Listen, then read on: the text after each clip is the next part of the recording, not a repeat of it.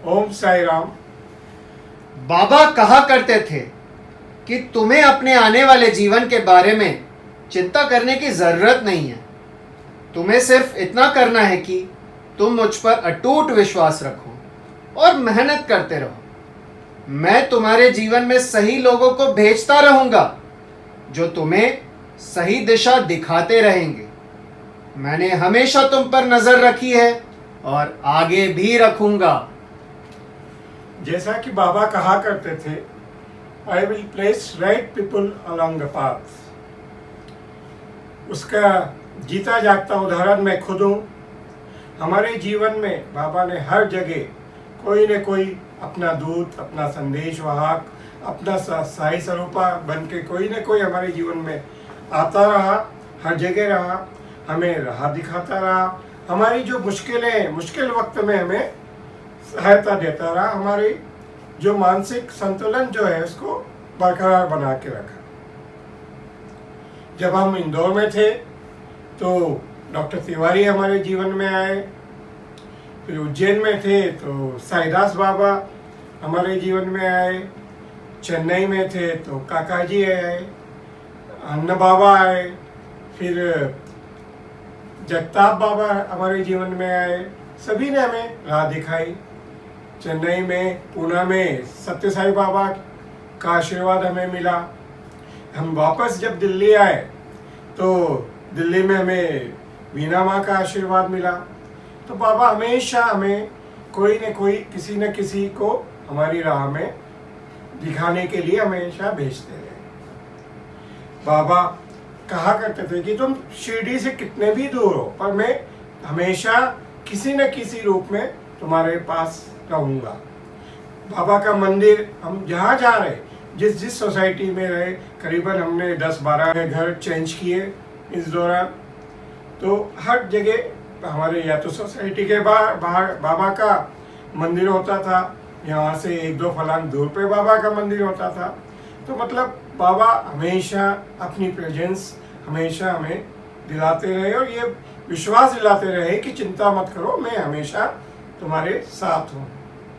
इसी वाक्य के साथ मैं डॉक्टर अरुण कुमार पुरोहित सभी साई भक्तों का अपने चैनल साई मेरा तारनहारा में एक बार फिर से स्वागत करता हूँ। सारे डिवोटीज को मैं वापस से वेलकम करता हूँ हमारे चैनल में।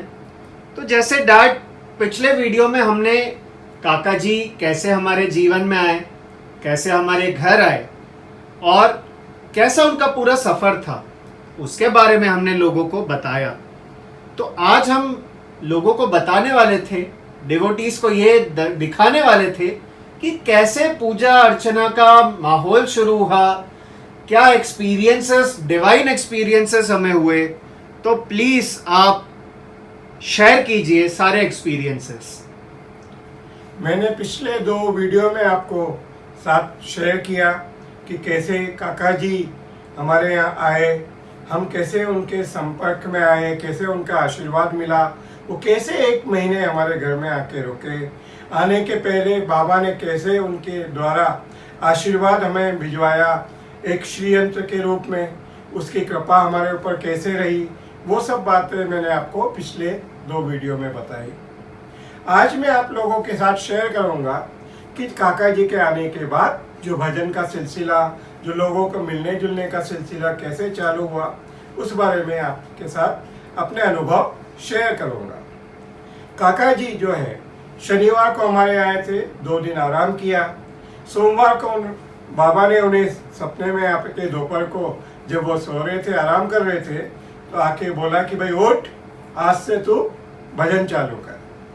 तो सोमवार से जो हमारे घर में भजन का सिलसिला चालू हुआ, जो काका जी तकरीबन 1 महीने हमारे घर रुके थे, तो उस दौरान पूरे चलता रहा। इस पूरे टाइम के अंदर, पूरे 1 महीने के अंदर इतने लोग हम लोगों से जुड़े, इतने लोगों का आना जाना हमारे यहाँ चलता रहा। तुम्हारे मम्मी के मामा मामी विजय मामा और हेमा आंटी जो कलकत्ता में थे उस समय, वो फ्लाइट से चेन्नई आए, काका जी से मिले, काका जी का आशीर्वाद लिया। फिर उनका बेटा जो बॉम्बे में था वो आया बॉम्बे से काका जी से मिलने, काका जी का आशीर्वाद लेने। फिर मेरा एक दोस्त जो विजयवाड़ा में था, वो खुद भी साईं भक्त है, वो आया। वो करीबन 20-25 दिन चेन्नई में ही रहा अपनी बेटी के घर में, और उस दौरान वो रोज भजन में हिस्सा लेता था। वो खुद भी बहुत अच्छे भजन करता था। तो वो सब हुआ। फिर हमारे आसपास के जितने लोग थे, वो कोई न कोई, जैसे जैसे लोगों को मालूम पड़ने लगा कि काका जी आए हैं, ऐसे ऐसे चमत्कार होते हैं, इतनी शक्तियाँ उनके पास है, तो हमारे घर पे लोगों को आने जाने वालों का तांता लगा रहता था। कभी हमारा दोपहर के खाने का टाइम कभी 3 बजे, कभी 4 बजे, कभी 5 बज जाती थी, पर कभी ना हमें थकान महसूस हुई, न कभी हमें भूख महसूस हुई। तो बाबा का जो आशीर्वाद का सिलसिला वो कंटिन्यू रहा। बाबा का जो भजन होते थे वो हम रोज शाम को 7 बजे भजन करते थे। उस भजन में हम जो है प्रसाद रखते थे, पानी के गिलास भर के रखते थे। भजन के बाद हम क्या देखते कि बाबा प्रसाद ग्रहण करके चले जाते थे, उनका जो निशान उसमें दिख जाता था। पानी पी के चले जाते थे, गिलास में थोड़ा सा पानी छोड़ के प्रसाद स्वरूप हम सब लोगों के लिए। तो बाबा अपनी प्रेजेंस दिखा के चले जाते थे। तो जब पहली बार जो बाबा का भजन हुआ, तो हमारे घर में बाबा का एक फोटो है बहुत बड़ा आदम कद का। उसमें बाबा के जो अभय मुद्रा में जो हाथ हथेली में से पहली बार विभूति आई, फिर बाबा के कपाल पे विभूति आई, फिर हमारे घर में जो बाबा की प्रतिमा है, उस बाबा के जो बैठे हुए पोज में उनके अंगूठे से विभूति गिरना चालू हुई। तो विभूति आने का जो सिलसिला कंटिन्यू होता रहा। हमारे घर में कोई एक ऐसा कोना नहीं था, एक ऐसी जगह नहीं थी जहाँ पे विभूति नहीं आई हो। तुम्हारी मम्मी और हम जहाँ जिस पलंग पे सोते थे, तो पूरा पलंग विभूति से भर जाता था। तकिए पूरा जो मम्मी का जो तकिया यूज़ करती थी वो पूरा विभूति से भर जाता था। तो बाबा अपना प्रेजेंस हमेशा दिखाते रहे। जिस कमरे में काका जी को हमने रखा था, उसमें जो उन्होंने सत्य साई बाबा का फोटो लगाया था, उस फोटो में पूरा सुबह देखते हैं कि काका जी देखते हैं कि उसमें पूरा विभूति से भर गया है। उन्होंने मुझे बुलाया कि अरुण बेटा देख, तुझे कुछ दिख रहा है? तो उसमें जो हनुमान जी का जो एक बहुत फेमस फोटो है, जिसमें हनुमान जी हाथ में पर्वत लेके जो आते हैं लक्ष्मण के लिए, पूरे हिमालय से लेके आते थे, वो फोटो उसमें दिखाई दिया। उसमें ओम मुझे दिखाई दिया। फिर उन्होंने तुम्हारी मम्मी को बुलाया, तुम्हें बुलाया, पूछा कि भाई तुम्हें क्या दिखाई दे रहा है? तुम्हारी मम्मी तो वैसे भी बिल्कुल मन में कुछ रखती नहीं, सीधे मुंह पे बोल देती है। तो उन्होंने बोला काका जी मुझे तो कुछ दिखाई नहीं दे रहा। तुमसे पूछा, तुमने कहा मुझे भी कुछ दिखाई नहीं दे रहा। तो बाबा काका जी ने बोला ठीक है देखते हैं। जब रात को काका जी सोए, बाबा से सपने में बात हुई उनकी, तो उन्होंने कहा भाई बाबा सबको तो दिखाई दे रहा है, मुझे अरुण को दिखाई दे रहा है, मुझे दिखाई दे रहा है, पर मेरी बेटी और बेटे को उसमें कुछ दिखाई नहीं दे रहा। तो आप देखिए बाबा का चमत्कार कि उस फोटो में इतना क्लियर ओम बन गया कि आप सोच नहीं सकते, जैसे किसी ने उंगली से बनाया हो। तो सुबह उन्होंने बुलाया, तुम्हारी मम्मी को बुलाया कि भाई तुझे अब कुछ दिखाई दे रहा है? तो तुम्हारी मम्मी बोली हाँ काका जी अब मुझे बिल्कुल साफ साफ दिखाई दे रहा है। तो वो फोटो में आपको जो मैं इसमें फोटो दिखा रहा हूँ, उसमें आप देखेंगे कि इसमें हनुमान जी भी नज़र आ रहे हैं, ओम की आकृति भी नज़र आ रही है। तो इस तरह बाबा ने पहली बार हमें आशीर्वाद दिया इतने अच्छे रूप में। एक बार आप ये भी बताएंगे कि काका जी पूजा करते वक्त एकदम खड़े हुए थे और उनको धक्का दे दिया गया था एकदम से, मतलब वो किसने धक्का दिया मुझे आज दिन तक नहीं पता चला, आप बता सकते हैं उसके बारे में? जी हाँ, बाबा हमेशा आते थे, तकरीबन रोज ही बाबा अपने घर में आते थे। तो एक दिन क्या हुआ कि काका जी बोले कि बाबा आए, तो वो एकदम उठ के खड़े हुए। तो हम क्या देखते हैं कि वो एकदम पलंग पे फिक गए। हमने पूछा काका जी क्या हुआ, चक्कर वक्कर आ गया क्या? तो बोले काका जी बोले नहीं ऐसा नहीं है, मैं बाबा को देख के उनका प्रणाम करने के लिए आगे बढ़ा, तो बाबा ने मुझे जोर से धक्का दे दिया। जैसा कि सभी साईं भक्त जानते हैं कि शिरडी साईं बाबा बहुत गुस्सैल नेचर के थे। वो अपने काम में किसी का इंटरफेरेंस पसंद नहीं करते थे। तो जब जैसे काका जी उनके एकदम आके पाँव छूने की कोशिश करने लगे तो उन्होंने उनको धक्का देके साइड में कर दिया, जिससे कि वो जाके पलंग पे गिर गए। फिर एक दिन क्या हुआ कि मुझे है ना घर के अपने दरवाजे पे किसी के नॉक करने की आवाज़ सुनाई।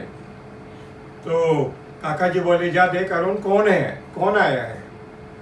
मैंने दरवाज़ा खोला तो मुझे कोई दिखाई नहीं दिया। पर फिर मैं इधर उधर देखता रहा दरवाजे पे। जब जैसे ही मेरी नज़र गई तो मैं क्या देखता हूँ कि जिस जगह पे आवाज़ नॉक हुआ था वहाँ पे एक जो है विभूति का बहुत बड़ा गुच्छा मुझे नजर आया। तो बाबा आने की अपनी प्रेजेंस दिखा गए। जब भजन होते हैं तो काका जी बोलते थे भजन में एक डिसिप्लिन होना चाहिए, सब लोग ढंग से बैठना चाहिए, घर बिल्कुल साफ सुथरा होना चाहिए। आपका जो मेन डोर है इसके आगे यदि बाहर कहीं किसी के जूते चप्पल हैं वो सलीके से लगे हुए होना चाहिए। जैसे कि कोई वीआईपी आता है तो आप उसके जो आगमन, उसके वेलकम के लिए जो आप तैयारी करते हैं वो हमेशा आपको हरदम बाबा के लिए भी करना चाहिए। तो ऐसा बाबा का आने का सिलसिला चला। हमने काका जी से बोला, काका जी बाबा आते हैं, आप बोलते हैं बाबा आए हैं तो हमें भी तो मालूम होना चाहिए, हमारी तो अभी आध्यात्मिक जर्नी अभी चालू ही हुई है, आपको देखते हमें महसूस नहीं होते। बाबा यदि भजन में आते हैं तो अपना जो प्रेजेंस फील करा के जाना चाहिए। हम जब भजन करते थे तो यूजुअली 2 कुर्सियां खाली रखते थे, क्योंकि काका जी बोलते थे कि आप बाबा को बुला रहे हैं तो उनके बैठने का भी तो इंतजाम होना चाहिए। तो वो 2 कुर्सियों पे हम बिल्कुल साफ सुथरा कोरा वस्त्र बिछा के रखते थे। तो किसी दिन उस वस्त्र पे कभी फूल आ जाते, फूल की पंखुड़ियाँ दिखाई देती, किसी दिन विभूति दिखाई देती थी, किसी दिन उस पे ऐसे निशान नजर आते थे जैसे कोई अभी उठ के गया हो। किसी इंसान के बैठने के जो निशान बन जाते हैं वैसे निशान उस कुर्सियों पे नजर आते थे। तो बाबा आते अपनी प्रेजेंस फील करा के जाते थे।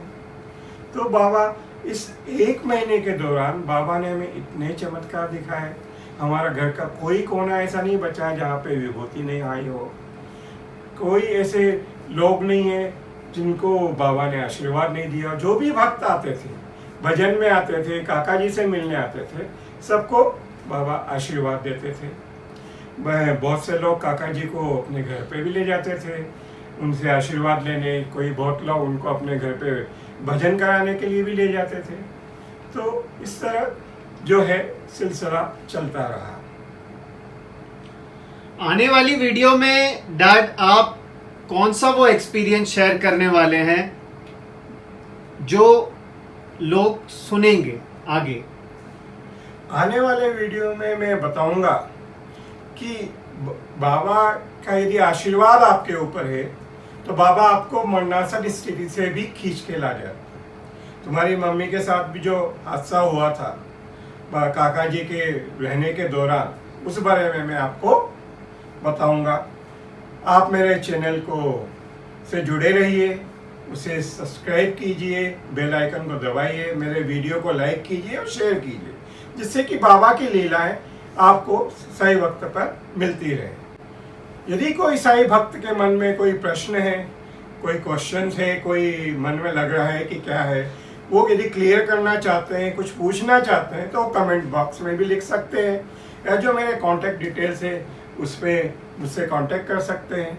मैं उनके क्वेश्चन का आंसर करने की पूरी कोशिश करूँगा और बाबा का जो आशीर्वाद है उनको पहुँचाने की कोशिश करूँगा। मैं आपका दोस्त एक बार फिर से आपसे विदा लेता हूँ। जल्दी ही वापस लौटूंगा एक नए एपिसोड के साथ, एक नए अनुभव को शेयर करने के साथ। जब तक आप अपना ख्याल रखिए, सेफ रहिए। ओम साई राम।